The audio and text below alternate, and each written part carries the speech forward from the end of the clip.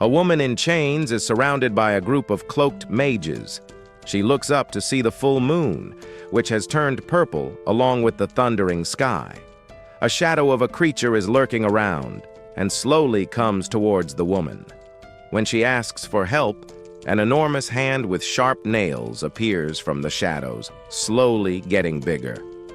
It turns out to be a big dragon coming out of the shadows.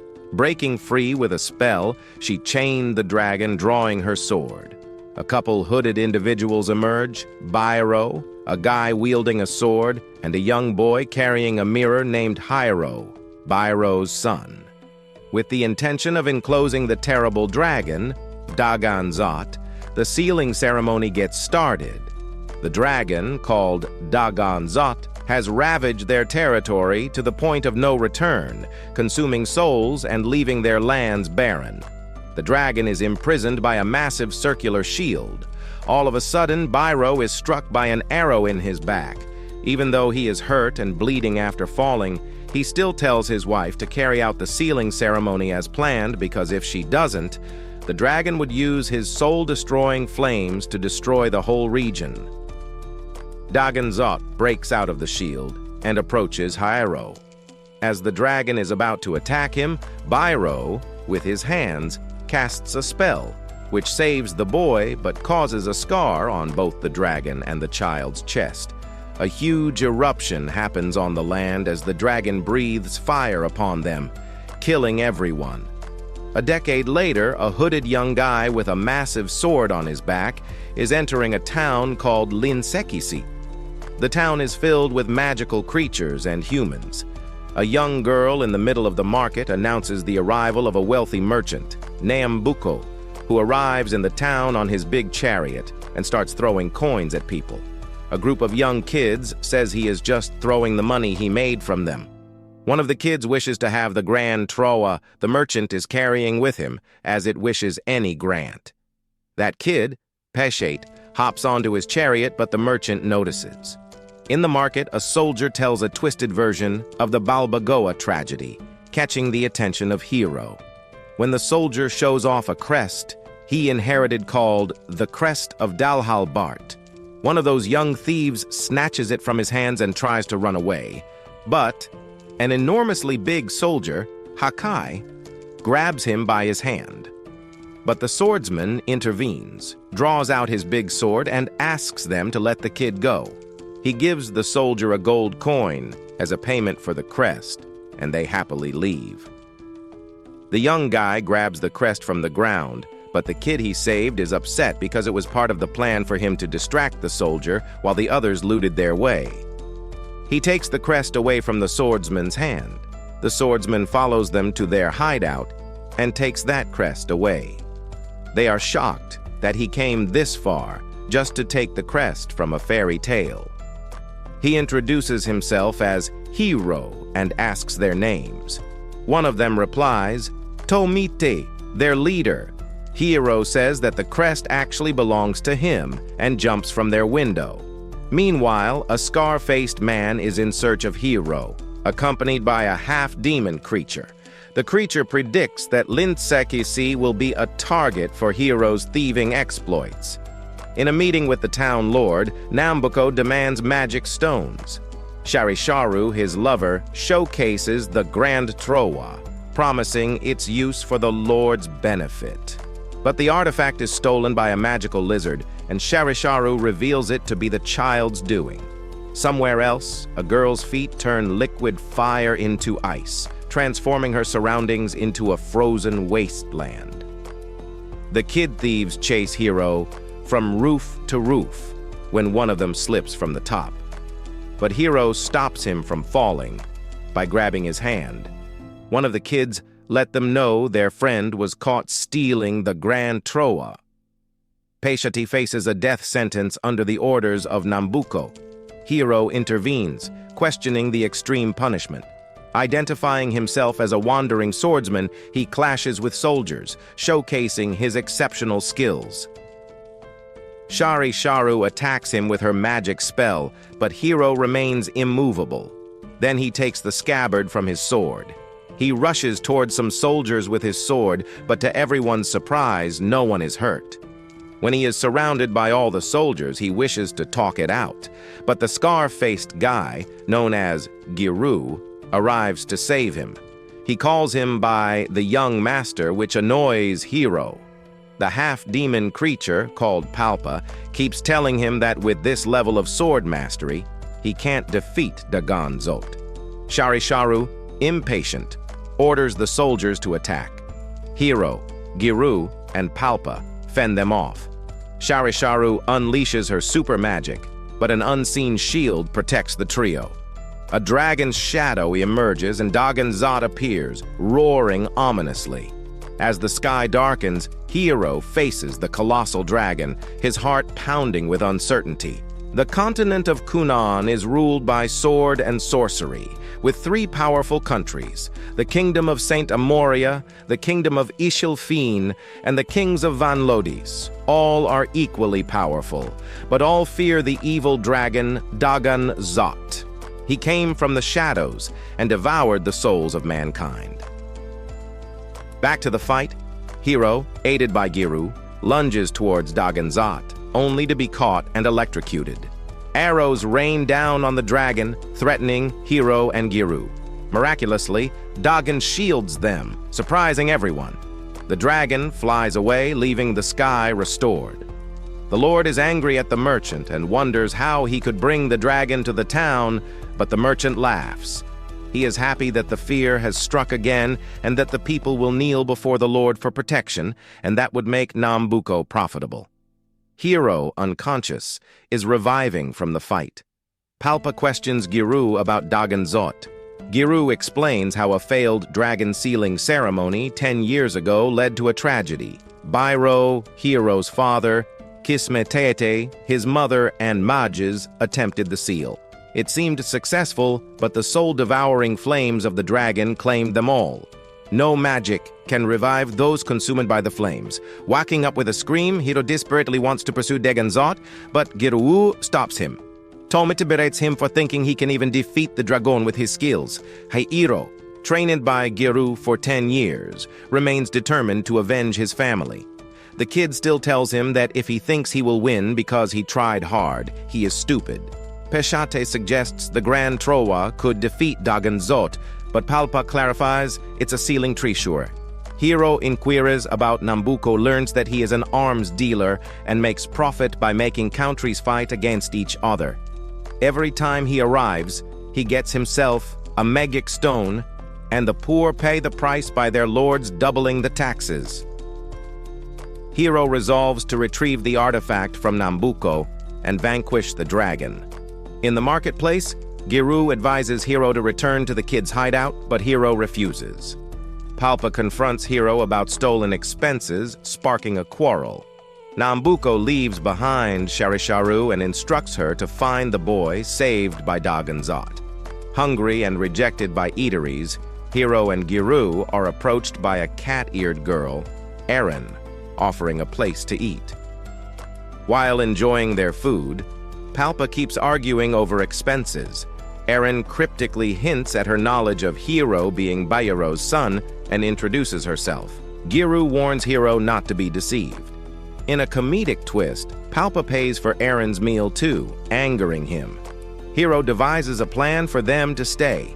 At the kids' hideout, Hero insists on staying, earning mixed reactions. The next morning, Giru makes them a delightful breakfast. After the breakfast, Giru suggests Hero needs more training. Tomite resists their staying, but Hero promises Giru's daily meals. Giru takes Hero to a desert to battle slime monsters. Hero struggles, and Palpa emphasizes the need for money. While Palpa counts money and Giru goes hunting, Hero notices a sand dragon. Spotting an opportunity, Hero engages the dragon, discovering a girl inside the dragon's mouth. She thanks the dragon, embraces Hero, and invites him to join her. As the mysterious girl invites Hero to join her, Palpa warns against it, noting her emergence from a sand dragon's mouth and possession of a magic wand. She introduces herself as Sarato, admiring Hero's eyes and suggesting they go wherever he desires. Giru arrives with wolves, questioning Sarato's identity. Palpa is skeptical, and Sarato gets busy playing with pebbles. They quietly run away from the girl, leaving her in the desert. At the kids' hideout, Giru cooks, and Hiro remains lost in thoughts about Sarato. Tomita teases Hiro about falling for her, but Hiro dismisses any romantic distractions, focusing solely on defeating Daganzot. Tomita advises him to stop overthinking. Discussing their parentless group, Hiro feels sorry for him, and shares losing parents too. Hiro, claiming to be grown up, gets teased by Tomita about thinking about a girl. Tomita advises him not to lose his mind over a girl, leaving Hiro lost in thoughts about her. Sharisharu searches for Hiro in the town, using his drawing. Frustrated, she resorts to mirror magic, but finds no trace of him. Naambuko communicates through his magic mirrors, plotting to exploit Daganzot's return for profit, causing fear and unrest. Through another mirror, he asks his scientist, Dr. Buffalopa, to develop some new weapons, as the war will start soon, and all the kings of 3 countries will struggle to get the weapons. The doctor turns around and wonders if Sarato is okay.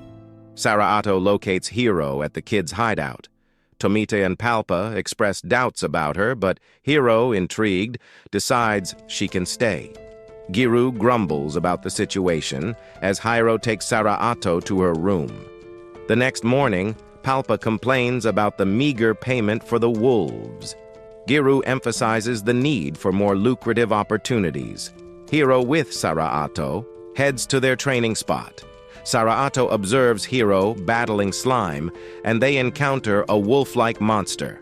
As Hiro draws his sword and challenges the wolf to attack, but Hiro fails to strike. The wolf scratches Hiro on his shoulder as he falls back to the ground. The wolf is about to attack Sarato, but Hiro rushes towards the wolf and stabs it in the head, instantly killing it. She notices the scratch on his shoulder and heals it using her magic. In the market, Hiro sells the wolf he killed and receives a gold coin. He hears a child crying and sees guards of the lords forcefully taking a man to work in magic stone mines. Knocked unconscious by one of them, Hiro is taken captive as Sarato, Tomita, and Giru witness the scene. Held captive with other people, Hiro's gold coin is also taken away by the guards. He hears from other captives that whoever is taken to mine never returns. Sharisharu continues searching for Hiro and learns from her army about Hiro getting captured. Tomita and Sarato try to find a way to escape Hiro from the prison. Hiro, meanwhile, tries to break the prison walls with his crest of Dalhalbart. At the Lord's mansion, Tomita blackmails the Lord with the ledger he stole, which has details about the Lord stealing from the king. He demands Hiro and other captives' freedom. Giru and Palpa arrive too, cornering the Lord. The Lord has no other option but to release Hiro and others. Released, Hiro is happy to see Sarato again, and Palpa remarks that Hiro might be in love. Sharisharu, angered by the Lord's action, goes back in search for Hiro. Hiro and his group return to the kids' hideout, finding joy in seeing the townfolk families reunited. Hiro remembers a happy childhood moment with his parents, and his determination to slay Daganzot gets stronger. Back at the hideout, Hiro invites Tomita, who is sitting alone, to join the group for food. Eren watches from afar, grinning cunningly. Sharisharu, bathing in a lake, remains as a water monster lurks behind her. The same monster is featured on a reward poster in the marketplace, catching Giru's attention as he brings a squid-like monster for breakfast. Hiro complains about the food, but Palpa praises Giru's culinary skills with their minimal budget. The kids enjoy the meal, and after breakfast, Giru announces a day of intensive training for Hiro alone. Hiro questions the purpose of the training, but Giru emphasizes its necessity for facing Daganzot. Meanwhile, Sarato continues to follow them, prompting Hiro to give her a gold coin and encourage her to explore independently. Sarato encounters Eren in the market, and they decide to explore together. Later, in the desert, Hiro and Giru face baby slime once again, angering Hiro. Eren takes Serato to the Healing Springs, a peculiar location. Serato, seemingly unchanged by the water, notices Sharisharu, who watches them from a distance. Meanwhile, Palpa and Tomita learn about a sea monster with a huge bounty on its head, offering an appealing opportunity. Back at the training, frustrated Hiro struggles with the training and decides to leave, believing they can make money while traveling. Giru, however, insists on the importance of mastering the basics before challenging Dagon Zot. Angered, Hiro rushes at Giru with his sword. Eren and Serato encounter Sharisharu. Eren playfully dunks Sarato's head in the water. Sharisharu arrives, Eren greets her, and they confirm being from Linsekise. Sharisharu mentions a rumor about a lake monster, explaining the lack of people. Eren considers the bounty on the monster, and Serato shows a gold coin from Hiro. Before revealing Hiro's name, Eren silences her abruptly. At the training field, Hiro faces Giru and falls again. Giru senses Hiro's desire for the Grand Trowa. Hiro confronts Giru, but Giru strikes back, leaving Hiro bleeding. Palpa and Tomita scold Giru, who decides to take Hiro to the Healing Springs.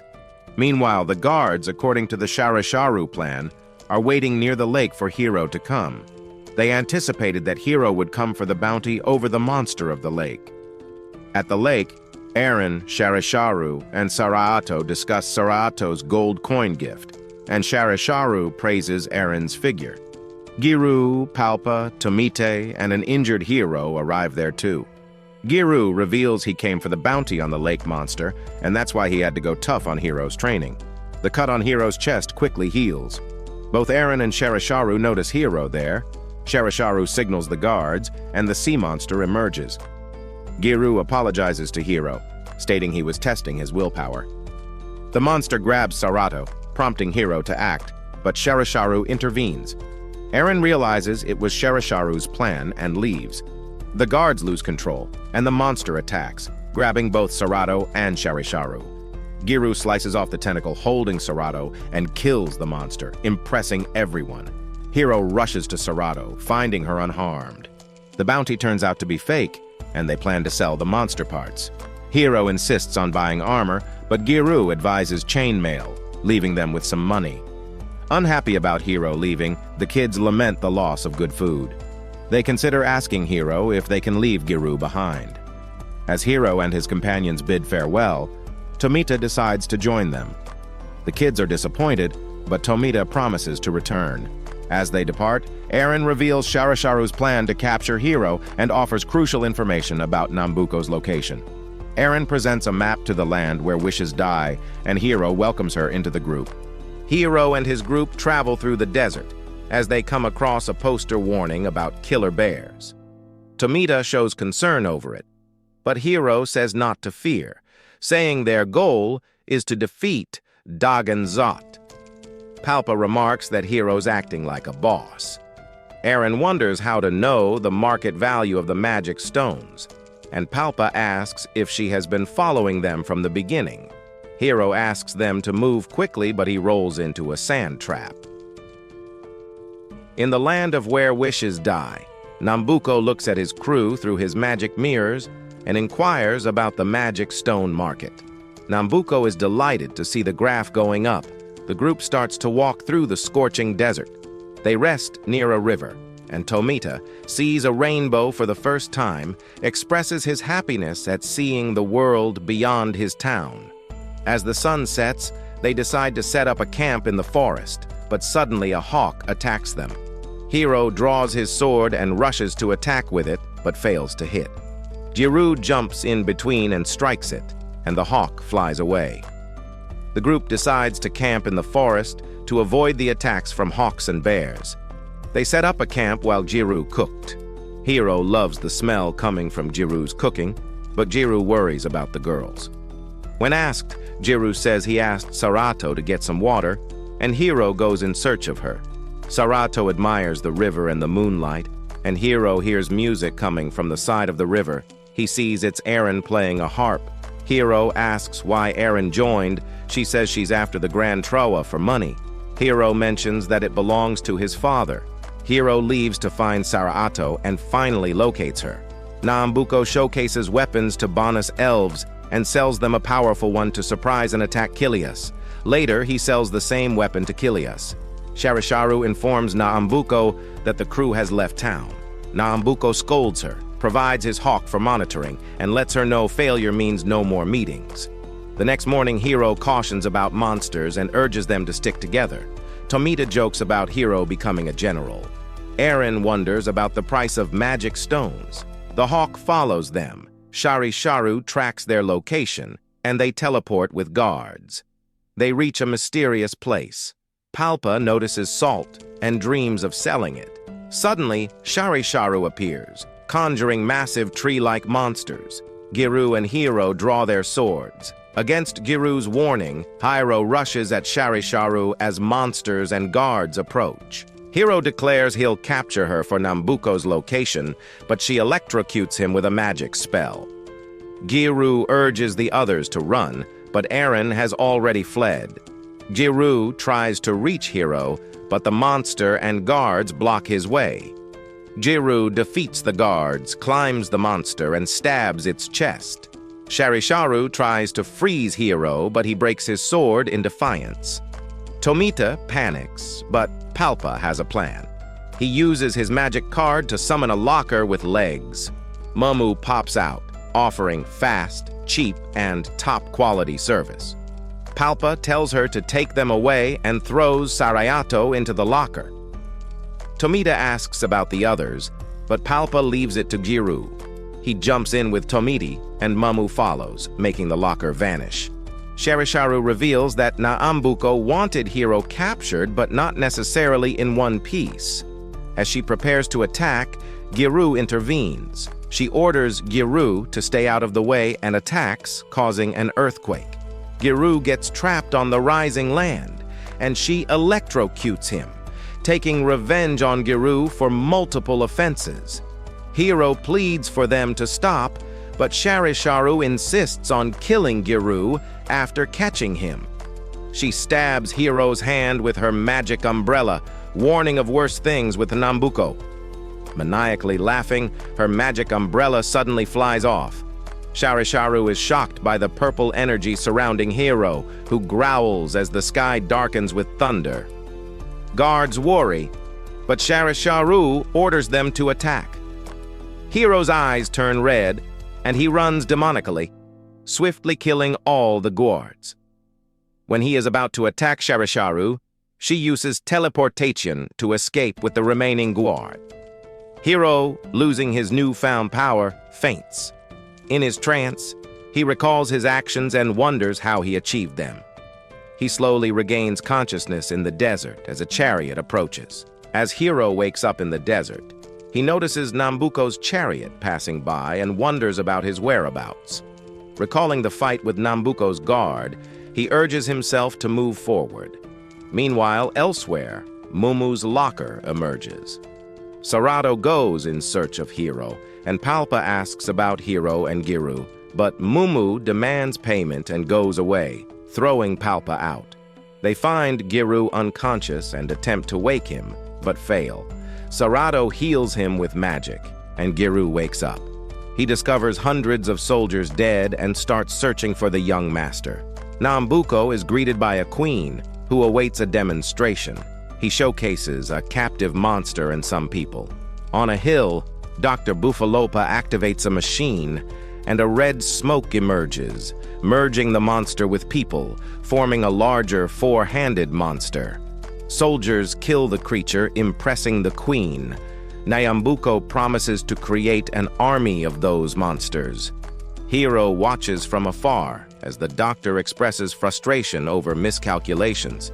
Hiro confronts Nambuko, who dismisses him. Hiro, swordless, challenges Nambuko but is easily defeated. Nambuko questions Hiro's connection to Dagon Zot's revival. Hiro demands the Grand Trowa, but Nambuko claims it belongs to him. The guard holds Hiro, and Nambuko invites him to the celebration.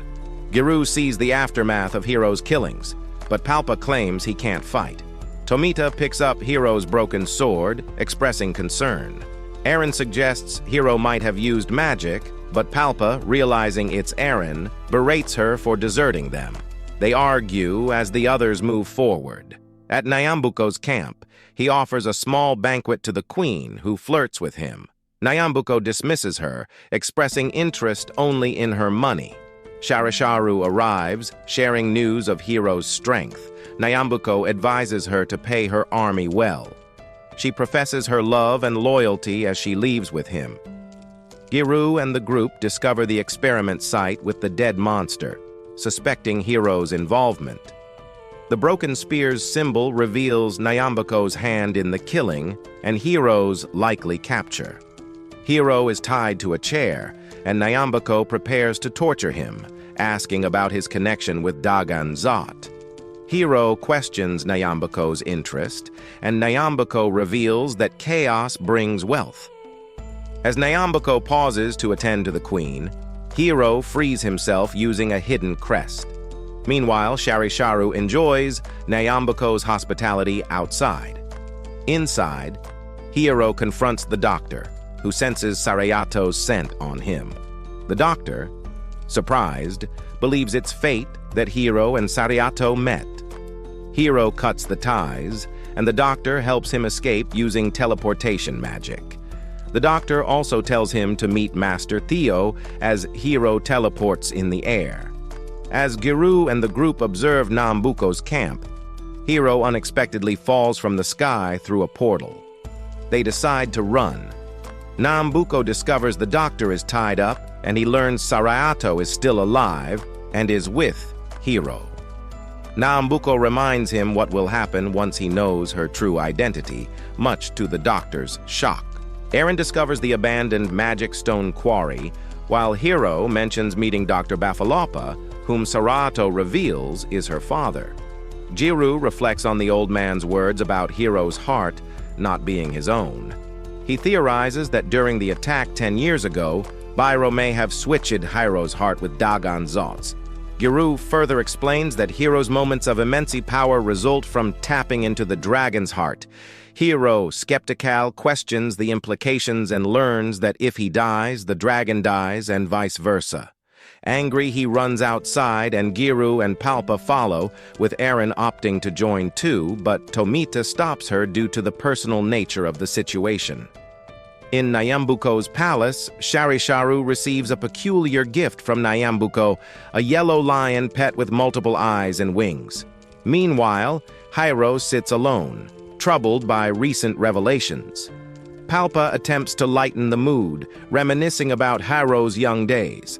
However, Hiro remains upset, contemplating the weight of his situation. Palpa, determined to cheer Hiro up, recalls instances from Hiro's past where he would crouch and lean forward when upset. Hiro says he doesn't recall, but Palpa says he acts the same way now. Palpa suggests that Giru has been conducting magic research for the past decade, specifically for Hiro's benefit. He emphasizes their commitment to protecting Hiro, who begins to feel more supported. Hiro decides to pursue the Grand Trowa, believing it holds the key to switching back their hearts. The group rallies behind him, and Sarayato reassures Hiro by listening to his heartbeat. As they walk, a winged eye subtly observes them, relaying their location to Sharisharu. Sharisharu, eager to fulfill Nambuko's orders, prepares to leave for Hiro's location. However, a guard informs her that Nambuko instructed them to stay put until further notice. But Sharisharu says if she leaves for them, he will be impressed. In a seemingly deserted village, Hiro's group takes a break. Giru notices peculiar claw marks, and Tomita discovers a similar mark inside a well. Suspicious of the village's silence, Giru recalls a traumatic event from his past involving prejudice against his ogre father and human mother. Suddenly, the group encounters a monster, a fusion of humans and orcs, reminiscent of Nambuko's experiments. They realize it's Nambuko's doing, and he will pay for it. Despite Giru's efforts, the monster proves formidable, prompting Palpa to suggest a retreat. As the monster targets Hiro, Giru intervenes, but his strength is compromised due to recovery. The group faces a dire situation, with Hero unable to transform into his dragon form. The monster, created by Nambuko's experiments, continues its assault. But Giru comes in time to slice off his hand. The monster falls down, dying. Hero, enraged, swears to make Nambuko pay for his atrocities. Eren arrives at Nambuko's mansion intending to meet him. Sharisharu questions Eren's motives, but Eren deflects her suspicions. Eren informs Nambuko about Hero possessing Dagan Zot's heart, seeking compensation. Nambuko offers her the Alshina, an expensive artifact, in return. Aware of the potential threat Hero poses, Nambuko orders Sharisharu to kill him. The night falls, and a pink sigil appears, heralding the arrival of Mamu's locker. Eren emerges from the locker, pays Mamu generously, and leaves with a heavy heart after overhearing Nambuko's orders to kill Hero. Meanwhile, Hero and the group make their way to Rukaunau, a bustling town where various roads meet. In need of a sword, Hero tasks Giru with finding a blacksmith. Giru, who carries a crocodile-like creature, suggests selling it first to secure funds. Palpa chimes in, cautioning against extravagant spending given the journey ahead. They decide to take shelter in an inn, and Palpa orders everyone not to eat outside, and on preparing their meals in the room to save expenditure, and Giru goes to the marketplace to bring food for the group. Hero reminds him about the sword, and Palpa adds not to buy an expensive one. At a blacksmith shop at market, Hero goes through several big swords before buying the one offered to him by Giru after checking its balance and sharpness. Saraato says it's beautiful, but also scary. They return to the inn. As Giru waits with food for the couple, Hero and Sarato pass by a jewelry shop where Sarato admires a moonstone. The shop owner offers a discount, but the price is still high. Hero, surprised by the price, hesitates to buy it, but Sarato says she loves the gold coin he gave her more. Giru calls them to go back to the inn.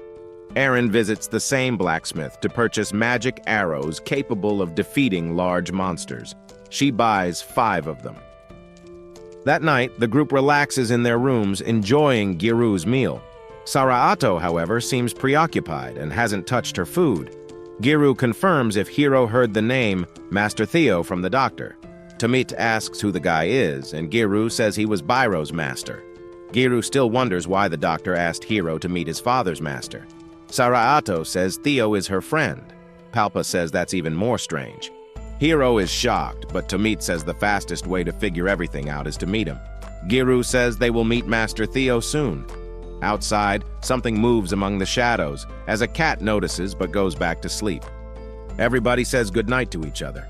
Sarato doesn't sleep and sits by the window, looking at the gold coin she got from Hero. Palpa and Tomite are deep in their sleep, snoring, while Giru is awake, thinking.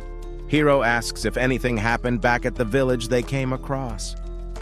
Giru says no, and Hero is thankful that he saved them back there. Giru says he was just doing his job and tells Hero not to share everything that goes inside his heart. When asked why he couldn't sleep, Hero says knowing there's a dragon inside him and he can't sleep peacefully. Outside, the shadow of a tower changes itself into a tentacle and attacks the cat, leaving only his bell. As sleep takes hold, the town is in chaos. Shadowy tentacles, shaped like a tower, wreaking havoc, devouring everything in its path. Awoken by the screams, Hero and Giru rush towards the town. The shadowy entity reveals itself as Dagan Zot, devouring townsfolk in the shadows. Saraato is slowly moving towards Hero, ignoring Tomita's warning. Hero sees everyone slowly dragged into their shadows and takes out his sword, but Giru says to stay back. When the dragon comes for them, Giru pushes Hero back and hits the dragon's shadow. Sarato reveals that the creature is an imitation created by Sharisharu. Sharisharu arrives too, and Sarato runs towards Hero to warn him. Hero asks Sharisharu why she did that. She replies that she knew he couldn't stand other people getting hurt. Back at the land where wishes die, Dr. Buffalapa sees Sarato through one of Nambuko's mirrors. Nambuko asks him to keep focusing on Hero. She orders the creature to eat Giru. As Giru is slowly pulled into the shadow, Sharisharu is about to stab Hero, but Hero holds her dagger, electrocuting him. The situation intensifies when Sharisharu stabs Hero with a dagger, triggering a shocking transformation. Hero's eyes turn demonic red as an immense energy force emanates from him, throwing Sharisharu aside. Hero, now in his dragon form, confronts Sharisharu's forces.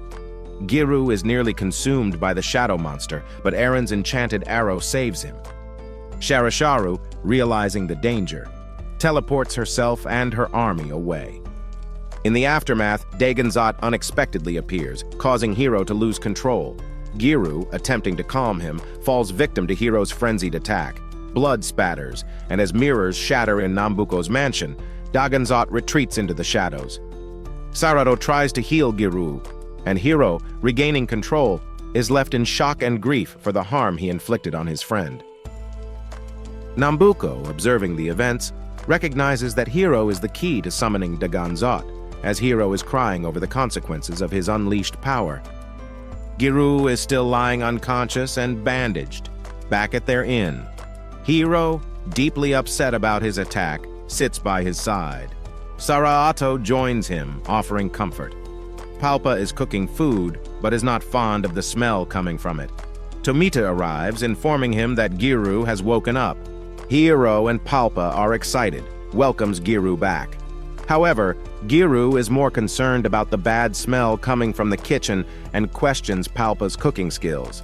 Hero apologizes to Giru for his attack, but Palpa puts the dragon within Hero at fault for that. Hero requests Saraato to heal Giru with her magic again, but she says that her healing abilities cannot heal anymore. Hero advises Giru to rest and recover, saying they will find a solution. Giru says he is worried that the dragon within Hero might stop him from getting back to his normal self someday. Hero is determined to prevent that outcome, and Giru emphasizes the importance of finding Master Theo, believing he might have a cure. Palpa, concerned for Giru, calls for Mumu and attempts to acquire a medicine, but the cost proves too high. Tomita suggests seeking the healing springs in Linsakis, but Palpa dismisses the idea, fearing the journey would endanger Giru's life.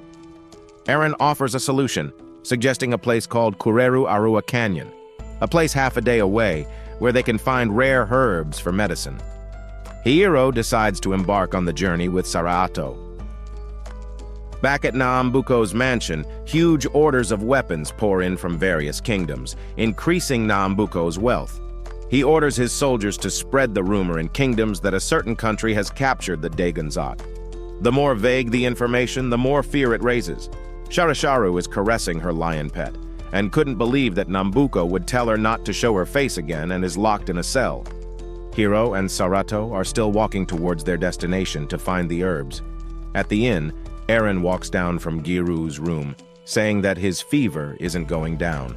Palpa says they have to wait for Hiro and Sarato to bring the herbs. Erin says Sarato has turned pretty since the last time she saw her. Tomita says he too noticed that and asks Palpa, but he says not to disturb him as he is going through their financial sheets. Tomita goes on to say that he has never seen Saraato eat. Palpa yells at Tomita to shut up, as he is getting the calculations wrong. Tomita also points out that Sharisharu always gets to know their location somehow. It seems like someone is letting her know. Palpa asks if he thinks that Saraato is the one telling Sharisharu, but Tomita says he isn't sure, and Saraato's father too works for Nambuko. Hiro reaches the canyon, and Saraato says she can feel the herbs. Hiro says they have to go down the canyon for the herbs. Hiro asks Saraato to wait for him as he doesn't know what's down there, but Saraato insists on coming with him. Both of them are searching for the herbs when they are attacked by a huge frog monster. They jump and hide behind tall grasses as the frogs lose them. Saraato sees the herb above the hill and points it out to Hiro. Hiro runs towards it. As Giru is shivering with fever, the three of them theorize that Sharisharu attacked them with a monster to capture Hiro. But Erin corrects him, saying not to capture but to kill him, which she heard through the Alshina. Palpa lets Tomita know it's a thing to hear and communicate. But Palpa wonders why Nambuko would want Hiro dead. She says maybe because he wants to know the connection between Hiro and Dagonzot. Hiro tries to pull the herb, but suddenly the ground below him rises while he grabs onto the herb. As the monster rises, Saraato identifies it as a glow tortoise. Hiro realizes that he isn't standing on a hill, but on the back of that giant tortoise. Eren says either way, Hiro has to go to the land where wishes die to get the Grand Trowa, and they don't have much time. Eren also lets them know that all three kingdoms now believe the rumor that a certain country captured Dagonzot. Palpa says that's what Nambuko wants, so that the dragon can cause chaos and make him money. Hiro is still grabbing the herb as the giant tortoise walks away. Palpa says spreading the rumor is making Nambuko rich, while Eren says all three kingdoms have given him huge orders of weapons. Also, the price of weapons is going up, which is secretly being controlled by Nambuko, as he is making a fortune for himself. And at this rate, there is going to be a nationwide war. Hiro loses the grip on the herb and slides down the giant tortoise paragraph, but still grabs its back. Tamit says going through a war zone won't be easy, and Mumu's services are expensive. Eren says they have to hurry if they want to reach Nambuko's land. Palpa asks what Eren wants in return, but she says she is just trying to help. Hiro climbs up the giant tortoise back and grabs onto the herb. He pulls harder this time and finally takes out the herb. The glowing tortoise taps his foot harder and Hiro falls from its back to the ground, but Saraato catches him in her arms. They reach the inn and feed the herb to Giru, which saves him, waking him up to everyone's delight. Through the Alshina, Tomita connects to his hometown, learning that Linsakis is suffering due to forced child labor in magic stone mines. Concerned about the impending war and the fate of his town, Tomita is determined to obtain the Grand Trowa. Giru, Uiro, and their companions embark on their journey once again. They reach the Holy Mountain, where Master Theo resides. Despite Hiro's urgency to obtain the Grand Trowa, Giru insists on meeting Master Theo for the sake of his heart. Master Theo appears, demanding a present from the visitors. Giru and Palpa introduce themselves as Byro's acquaintances, and Master Theo approaches Saraato. Surprisingly, he recognizes her as a friend, hugging her affectionately and patting her head, much to Hiro's surprise. The group, fatigued by the thin mountain air, faces Master Theo, who insists on receiving a present before addressing their concerns.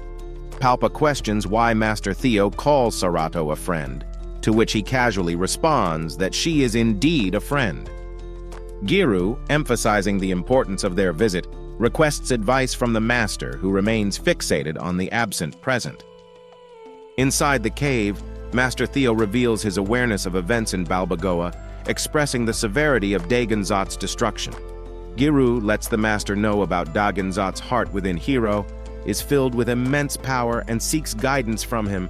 However, the Master says he has no advice for such a situation. Hiro, raging with revenge for his parents, questions Master Theo's lack of help during Balboa's tragedy. The Master explains that as a storm can't be stopped, the power of the evil dragon can't be stopped either. Hiro expresses his desire to avenge his parents, but also prioritizes the need to protect his body. Master Theo suggests Hiro practice magic, suggesting him to embrace his mage potential. Giru too supports Master's decision so that Hiro can control his dragon form, leading to preparations for the training. The Master tasks Giru to cook him some meat and asks Tomita to fetch water. Eren too leaves to enjoy the scenery. During the training, the Master expresses philosophical lessons, showing the significance of taking one step at a time, even if the path is not straight. Hiro struggles to get a grip on the lessons, but Palpa is in awe of the Master's philosophy. Meanwhile, Eren, alone on a mountaintop, learns about kingdoms preparing for war, including secret information about the dragon's potential location at Balboa. The Master's non-traditional teaching methods infuriate Hiro, who remains doubtful. As the day progresses, Hiro undergoes intensive training with Master Theo. Back at Nambuko's mansion, the guard who has a crush on Sharasharu asks her if she needs anything, but she only asks for a meeting with Nambuko. The next day, Giru asks Master Theo about Hiro's progress. The Master says Hiro's straightforward nature is reminiscent of Byro and realizes there's an unknown potential of Hiro's abilities. Giru is thankful to the Master's insights and shows gratitude for his guidance. Master Theo admires Giru for taking a good decision in teaching Hiro swordsmanship, as Hiro could be dangerous. Also, he and Sarato should be kept together, as they are a pair. At Nambuko's mansion, the guard informs Sharisharu that Nambuko wishes to see her.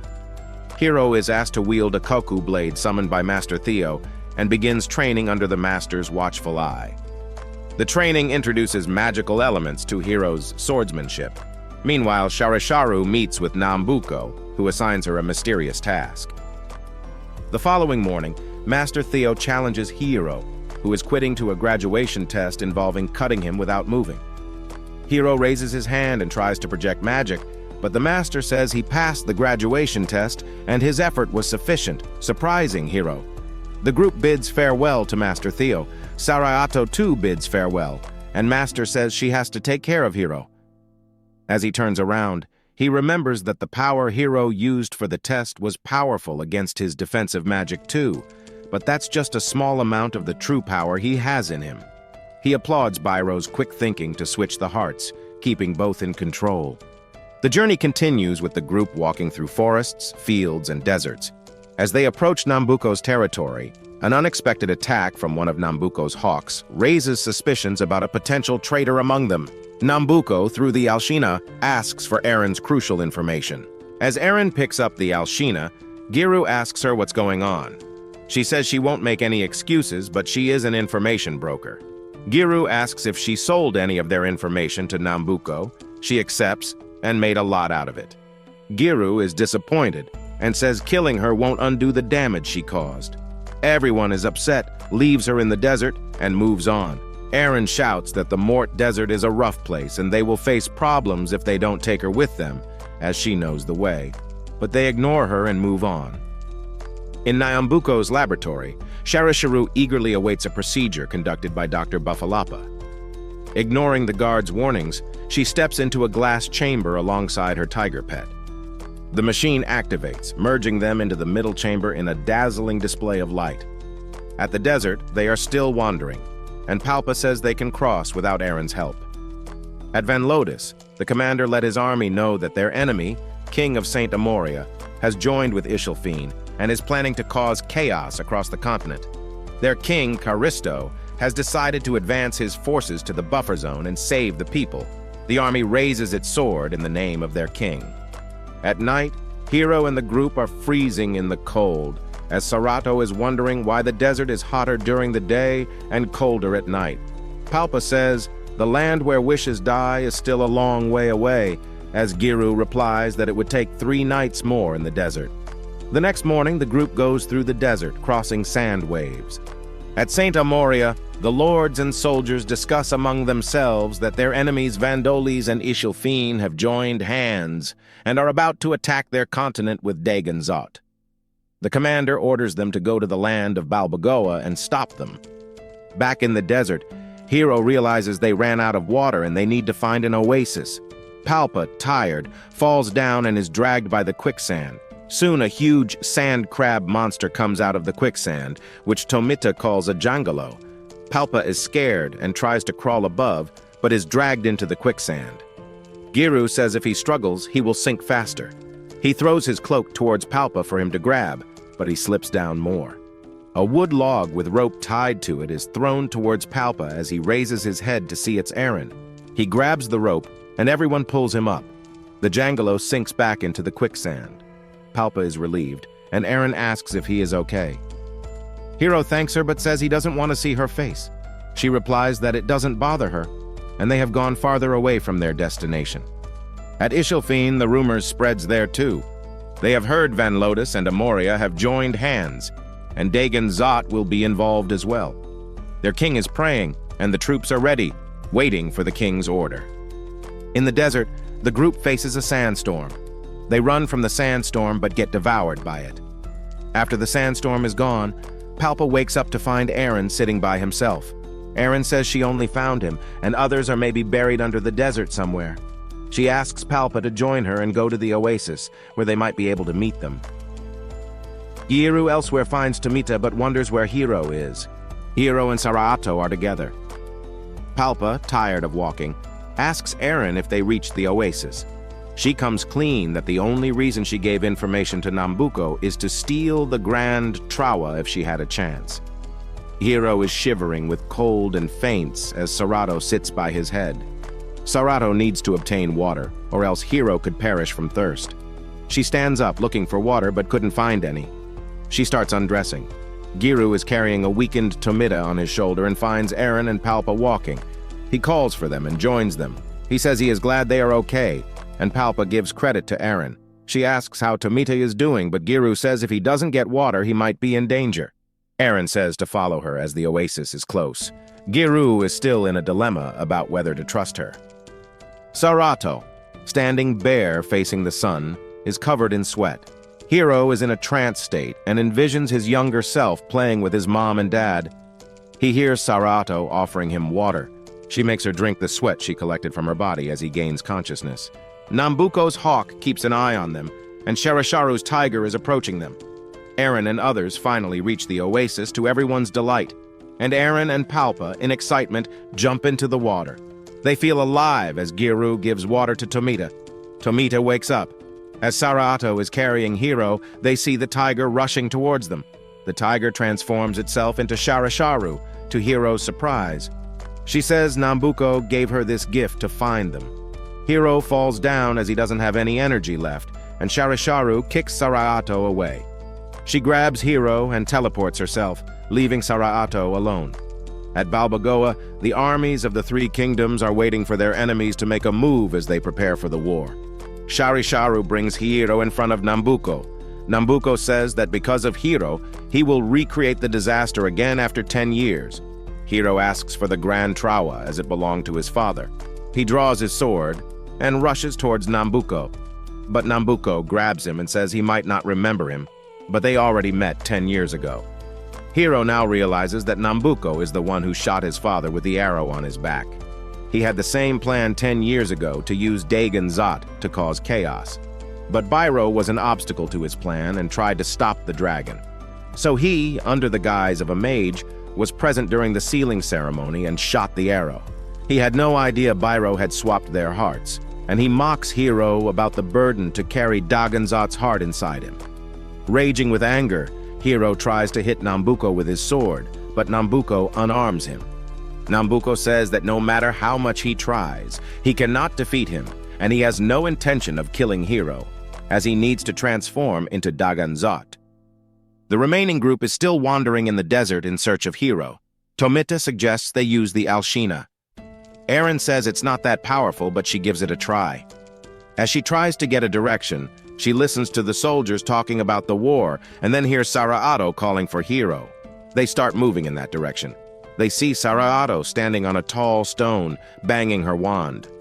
At first, they think the heat may have turned her crazy, and they can't find Hiro anywhere.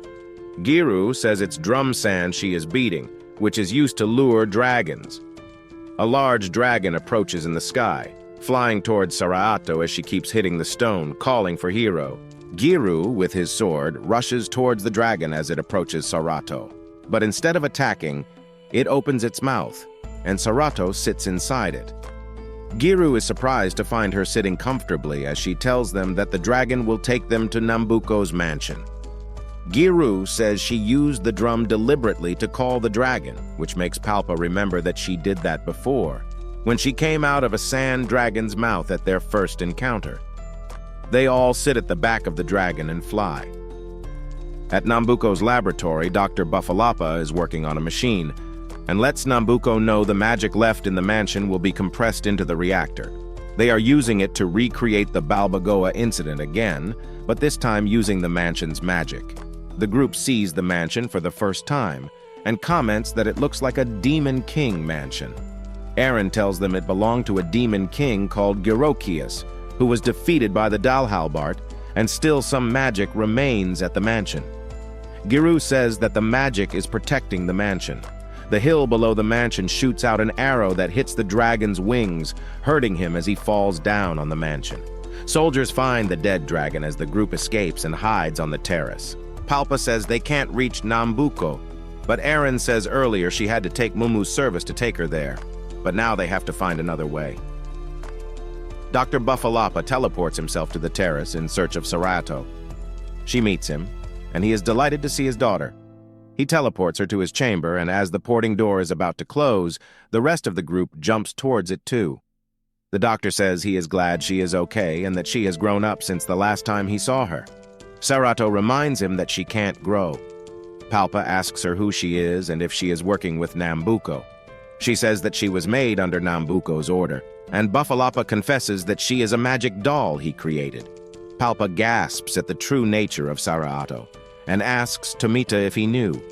Tomita says he noticed but never thought she was a doll, but he knew she was different from the others. Palpa now understands why she never ate any food, which he used to think was because she was saving the food budget. Giru inquires why Nambuko ordered Sarato's creation. Buffalapa says that Nambuko was at Balboa 10 years ago, which at first Giru didn't believe as he thought only he and Hiro were the sole survivors. Buffalapa tells them Nambuko survived too due to the dragon blood crystal, made from the blood of Dagon Zot. He was asked to make soldiers with the crystals, but Buffalapa made Sarato because he believed in beauty and kindness. When Nambuko sees her, he orders the doctor to throw her away, but he didn't, and he let her escape from that volcano, turning it into ice. And she met Hiro, but Buffalapa wonders why him, as Hiro doesn't even have a boy's heart, to which Giru says that's because Hiro has Dagon Zot's heart. That clears everything for Buffalapa, as Sarato's dragon blood crystal is drawn towards Dagon Zot's heart. The doctor starts breaking his lab materials. Sarato says she has to be with Hiro, but the doctor says to leave Hiro alone as he is more concerned about Sarato. The disaster, which they are calling the Hour of the Ultimate Dragon, is arriving, and Nambuko will take advantage of that to summon Dagon Zot. Knowing him, he will use Sarato too and requests her to run away, or he can take her to some place where Nambuko would never find her. She says she can't leave Hiro, but the doctor says after the disaster is over, he will reconfigure some magic in her and erase Hiro's memory from Sarato's mind. She says no and runs away to find Hiro. The doctor wonders if she has a sense of free will now and asks the group to take care of her. Tomita says he thought the doctor forgot about them. Giru says not to worry about Sarato, as he will take care of that, but now he needs to save Hiro from Nambuko. Sarato claims she knows where Hiro is, runs in the hallway, hiding from the guards, and enters a room with a huge magical device powered by magical stones. Eren says Nambuko must be planning something big. They finally find Hiro there, but Sharisharu has a sword on his throat, along with Nambuko. Giru demands for him to leave, but Hiro says it's a trap for them. Nambuko says he has been waiting for Sarato to show up. She says if she needs anything from her, take her but let Hiro go. Nambuko says he needs both of them for the plan and calls her. She walks towards them. Nambuko is surprised to see a doll with such a caring attitude towards Hiro, claiming it may be because of Hiro. He brought them there so that he could use the magic to the fullest, and he punches Hiro in the guts. Hiro falls down on his knees, and Sharisharu casts the teleportation magic to teleport them to Balboa. As Nambuko, Hiro, and Sarato are porting, Giru comes running towards them with his sword, but Sharisharu engages in a fight with him while they teleport. Sharisharu laughs maniacally, as now Nambuko is in Balboa and nothing could stop him. At Balboa, he mocks Hiro, saying that its place is what connected their fates. As the hour of Ultimate Dragon approaches, which is actually the solar eclipse happening, the soldiers think it's Dagon Zot's arrival. As the sun is covered in an eclipse, with the help of the magical device, a stage appears at the place where the sealing ceremony took place. Sharisharu and Giru fights, saying that the hour of the Ultimate Dragon appeared according to Nambuko's plan, and with the magical device using the mansion's magic, he will merge Dagon Zot with all three kingdom armies, making him a greater monster than Dagon Zot. Sharisharu is now closing the sphere of Gyrokias while sending all the magic to Balboa. Giru says he won't let that happen, but Sharisharu reminds him he is stuck in the mansion, but Palpa reminds her so is she. Sharisharu is confident that Nambuko won't let her die. The sphere closes the mansion. Nambuko sends a message inside the mansion for everyone that once the sphere is closed, all souls present will be turned into magic. Everyone is in chaos and they cry for help, but Nambuko enjoys the cry. Sharisharu shouts that this is what she gets after all these years. But she refuses to give up and tries to teleport using her power, but she can't use it anymore. She breaks down in anger and cries. The doctor reaches out to them, informing them that the sphere is closed, but Giru asks if there's any way he can get them to Balboa. The doctor says the sphere is supposed to seal any magic from inside. Giru asks if that means the doctor too can't get out, but he reveals that the one they are talking about is a doll, and his body is already in Balboa. At Balboa, Nambuko says his dream is about to be fulfilled, and he's going to awaken something inside Saraato. As he is drawing his sword, Buffalapa stops him. He says he helped him because he was going to merge the soldiers and Dagon Zot, but he won't let him use Sarato, or else he will stop the reactor. But with a powerful blow, Nambuko hurts the doctor. As the injured doctor is lying, he sees Nambuko hypnotize Sarato with his voice. Sarato's eyes glow red as she walks towards Nambuko. He raises his sword and electrocutes her.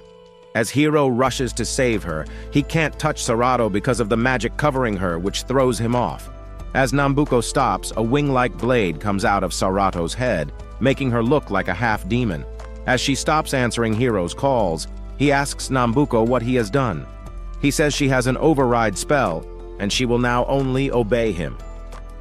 Nambuko now orders Sarato to summon the dragon by fighting Hiro. She complies and attacks Hiro with her newly found powers. As the mansion inside the sphere is falling apart, killing many people inside, the remaining group stuck inside thinks about how to get out. Sharisharu, still in shock, says this can't be happening to her. Palpa mockingly pities her. She yells, saying she doesn't need any sympathy, but Palpa says he doesn't have time for sympathy anyway. Giru suggests that if he could make a hole in the sphere, Palpa comes up with an idea. He takes out his magic calling card and calls for Mumu. Mumu says her services are unavailable when the sphere is closed. Palpa says it's no good, and if she has any weapon, that would create a hole in the sphere. He is willing to pay any price and takes out all his money, leaving the rest to put on his tab. Mumu says she doesn't do credits. Tamit says he too saved up a little for moments like this and gives his money. Guru offers his knives and cutters, and Erin reluctantly brings out her crystals. Mumu finally agrees to help them. Giru asks Sharisharu to take them to Balboa once they damage the sphere. Sharisharu agrees and says she will kill Nambuko herself. Mumu brings out a big magic cannon outside and fires at the sphere, creating a hole in it. Hiro doesn't turn into his dragon form and takes beatings from Saraato, but his eyes soon turn red, and he turns into his dragon form, much to Nambuko's delight, and runs towards Saraato to kill her. At the same moment, the group, along with Sharisharu, teleports there. Giru shouts at Hiro to stop, as he is rushing towards Saraato in his full dragon form. As Hiro is about to attack Saraato, she uses her wing blades to defensively attack him, throwing him off. As Giru is about to go help Hiro, he is attacked by Sharisharu. Giru asks why is she helping Nambuko, as moments ago he was sacrificing her. She says it is because she is stupid. Nambuko is overjoyed by Hiro and Sarato's fight and asks Hiro and Sarato to fight each other. Hiro can't beat Sarato, and Nambuko orders her to finish him. She grabs Hiro by her tentacles and slowly walks towards him. She calls him by his name adorably, like before, and hugs her. She is thrown off, falls, and faints. A huge explosion happens, and from the smoke emerges Dagon Zot. He roars as everyone freezes. Nambuko says he has been waiting for this moment for 10 years and turns on the magical device. A bunch of conical equipment comes out of the ground surrounding the Balboa field and hits magical beams at Dagon Zot, starting the transforming process. He places the Grand Trowa in the middle of his machine to charge up the merging process for Dagon Zot, creating a magical sigil above them. After absorbing all the energy, the sphere and the mansion inside are crushed. The whole magic from the mansion comes to Balboa as it covers Dagon Zot. Nambuko steps forward as Sharisharu comes to his rescue, but is thrown away by the magical beam while Giru and others take cover behind the walls. As Hiro is struggling to get up with the help of the Grand Trowa, Dagon Zot is held inside a spherical shield. Nambuko merged himself with Dagon Zot, to everyone's surprise. Hiro charges towards Nambuko, but he grabs his hand, saying he can't defeat him now that he has merged himself with the dragon. Hiro is beaten badly by Nambuko, and he faints. He sees his mom and dad, and they remind him that Hiro still has a task to complete. Hiro wakes up and breaks the levitating iron hands of Nambuko. Hiro gets beat up again. Eren demands from Buffalapa to help, and he says that taking out the 3 magical stones and the Grand Trowa from the middle would reverse the magic. Saraato gains consciousness and sees Hiro badly beaten and his sword near her. Nambuko rises up to use his soul-devouring flames as Buffalapa, Eren, and Tomite try to stop the reactor. They successfully stop the engine and the magic is reversed. Tomite grabs the Grand Trowa, but Nambuko boasts that even if they reverse the magic, it's too late now. He uses the flame on the grounds of Balboa, but he sees Saraato with her power of dragon blood crystal, saving Hiro from the flames. As she gives Hiro's sword to him, who is now in his human form, Nambuko stabs Saraato from behind, taking out the crystal inside her and crushing it. As she lies dead on Hiro's arm, he cries out her name in pain. Nambuko says now that nothing can stop the flames. Enraged, Hiro slices his arm off. He is shocked to see what Hiro did, and Hiro says he will pay for killing Saraato and his parents. He stabs Nambuko's heart, startling him, saying that no human could break the dragon's body armor. He says he isn't an ordinary human, but a wandering swordsman, and he pulls out his sword from Nambuko's heart, killing him. He runs towards Saraato's body and cries. But Daganzot rises, and Giru draws his sword, saying the dragon is now at his full power. Hiro remembers that his heart is with Daganzot, so he points the tip of the sword towards his own heart as Daganzot calmly looks at him. When he is about to stab himself, he remembers the teachings of Master Theo and his philosophies and throws his sword away. He asks Tomita to throw him the Grand Trowa, which he does, and Hiro pulls the Koku blade out of it. He stabs the blade into the dragon's heart. Hiro sees his own heart coming out of the dragon. Giru instructs him to replace it with his own, but Hiro instead takes his heart to Saraato and places it inside her, reviving her. She slowly opens her eyes and is glad to see Hiro. Daganzot, without any heart, turns to sparkling dust.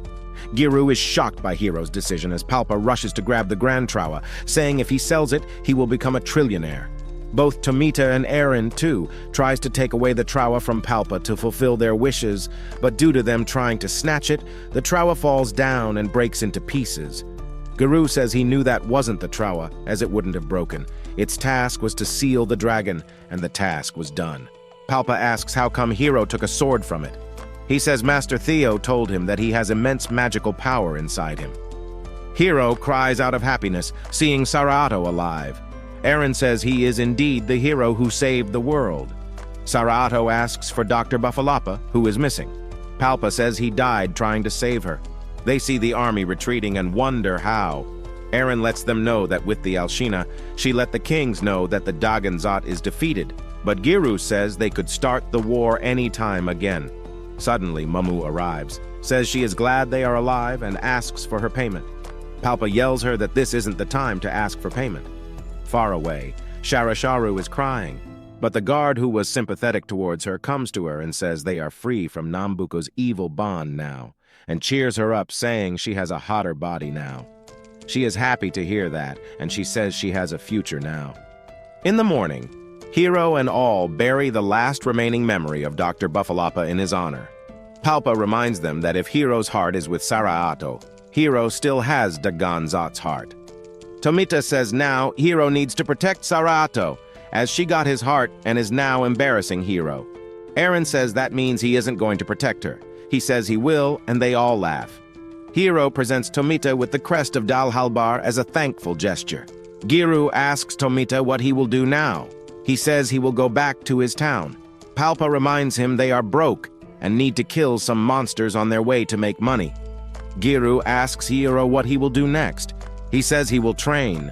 Tomita says he is a better mage than a swordsman. Hiro says he is no mage but a wandering swordsman, drawing his sword to the sky and posing with his glory.